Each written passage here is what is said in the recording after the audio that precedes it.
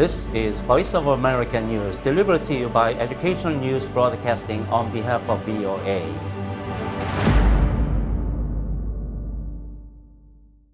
Good evening, viewers. I'm Hae-Sung Lee, a professor at Georgia Central University, and here's tonight's news.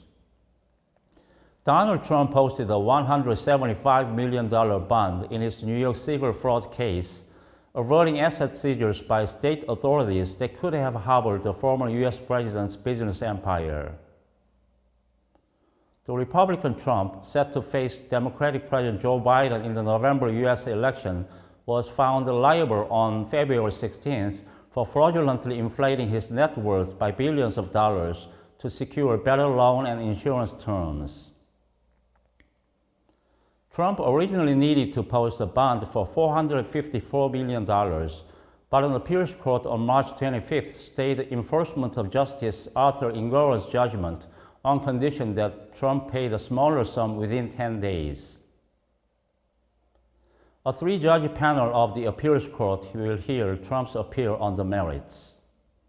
The appeals court ruling reducing the bond is no indication of how the panel will ultimately rule.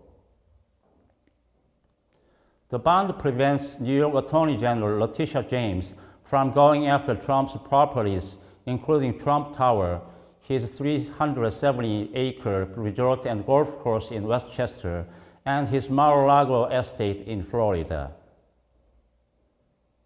Trump has denied wrongdoing and said the case is a political witch hunt by James, a Democrat who sued him in 2022. Moving now over to the Middle East.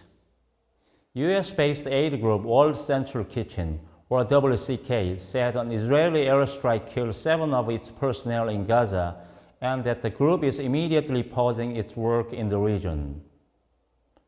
WCK said in a statement that it had completed a delivery of 100 tons of food aid to a warehouse in Deir al-Balah and that a convoy of 2 armored cars with the group's logo was leaving the site when it was struck. WCK said the airstrike happened despite coordinating its movements with the Israeli military.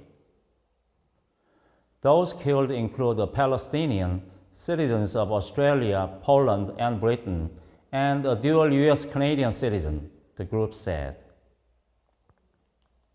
World Central Kitchen CEO Aaron Gore called the attack, quote, unforgivable.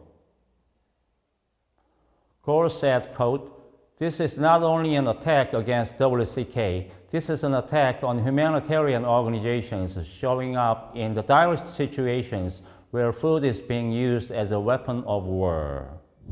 We now turn to news about North Korea. North Korea said Wednesday it tested another new hypersonic intermediate-range missile powered with solid propellants as it continues to expand its nuclear and missile program in the face of deepening tensions with neighbors and the United States. The report by North Korean state media came a day after the South Korean and Japanese militaries detected the North launching the missile from an inland area around its capital toward its eastern sea.